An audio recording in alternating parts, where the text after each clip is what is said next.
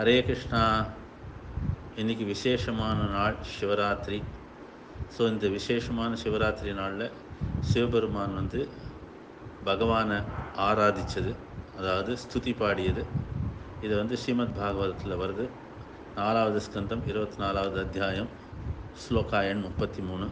இதை ருத்ரகீதம் சொல்லுவாள். இந்த உபதேசமானது சிவபெருமானால் பிரச்சேதாஸுங்கிற விசேஷமான பக்தர்களுக்கு அருளி செய்கிறார்.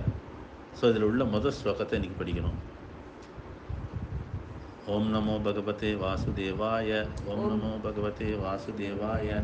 ஓம் நமோ பகவதே வாசுதேவாய. ஸ்ரீ ருத்ர உவாச்ச. ஸ்ரீருத்ர உவாச்ச. ஜிதம் தாத்ம வித்வர்ய. ஜிதம் தாத்ம வித்வர்ய. ஜிதம் தாத்ம வித்வர்ய. ஸ்வஸ்தயே ஸ்வஸ்திரஸ்து மே. ஸ்வஸ்தயே ஸ்வஸ்திரஸ்து மே. ஸ்வஸ்தயே ஸ்வஸ்திரஸ்து மே. ஸ்வஸ்தயே ஸ்வஸ்திரஸ்து மே. பவதா ராதசாராத்தம். பவதா ராதசாராத்தம். பவதா ராதசாராத்தம். பவதா ராதசாராத்தம். சர்வஸ்மாத்மனே நமஹ. சர்வஸ்மாத்மனே நமஹ. சர்வஸ்மாத்மனே நமஹ. சர்வஸ்மாத்மனே நமஹ. ஹரே கிருஷ்ணா.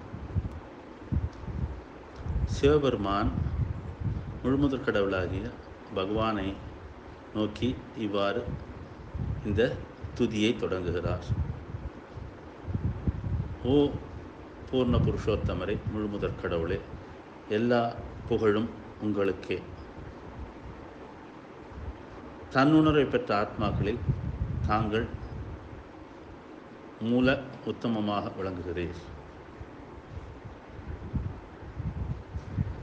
தன்னுணர்வு பெற்ற ஆத்மாக்களில் நீங்கள் எப்பொழுதும் எல்லாருக்கும் மங்களங்களை கொண்டு வருகிறீர்கள். இதனால் நாங்கள் உங்களை இவ்வாறு பிரார்த்திக்கிறோம், நீங்கள் எங்களுக்கு எல்லா மங்களங்களையும் வழங்க வேண்டும் என்று. எல்லா நற்குணங்களையும் உடைய நல்ல உபதேசங்களை வழங்கக்கூடிய தாங்கள் எல்லாராலும் ஆராதிக்கப்படுவீர்கள்.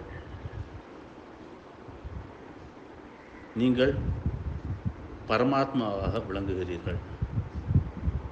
எனவே நான் எல்லா என்னுடைய முதற்கண் வணக்கங்களையும் தாங்களுக்கு தெரிவித்துக் கொள்கிறேன். நீங்களே முழு முதற் கடவுள்.